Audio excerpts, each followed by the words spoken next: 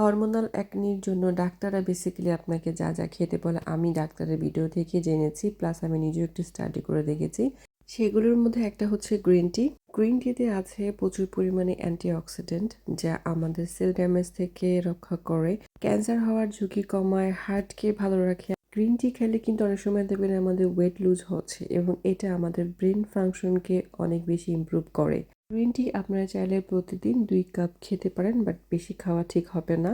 Second হচ্ছে স্পেয়ারমেন্ট টি, এখানে সাথে ক্যামোমেলও আছে। গ্রিন টি থেকে এটা হচ্ছে সবচেয়ে বেশি ভালো, কারণ এটার কাজই হচ্ছে হরমোনকে ব্যালেন্স রাখা।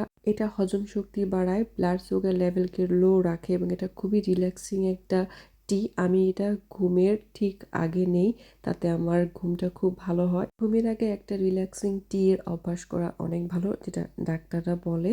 তো এরকম অনেক টি আছে যা ঘুমের আগে নেওয়া যায়, যেগুলোতে ক্যাফেন থাকে না। তারপরে যেটা বলে সেটা হচ্ছে ফ্লাক্সিড খেতে বলে।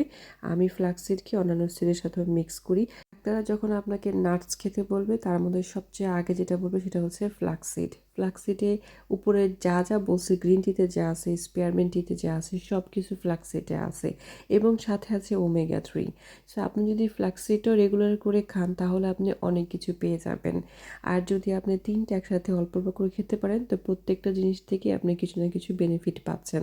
বা এই 3টার মধ্যে একটাও যদি আপনি রেগুলার খান তাও আপনি কিছু না কিছু এখান থেকে পাবেন। এই সবগুলো জিনিস কিন্তু সবার জন্যই ভালো, কিন্তু যাদের বিশেষ করে আমার মতো হরমোনাল প্রবলেম আছে, ইমব্যালেন্স আছে, তাদের জন্য তো মাস্ট।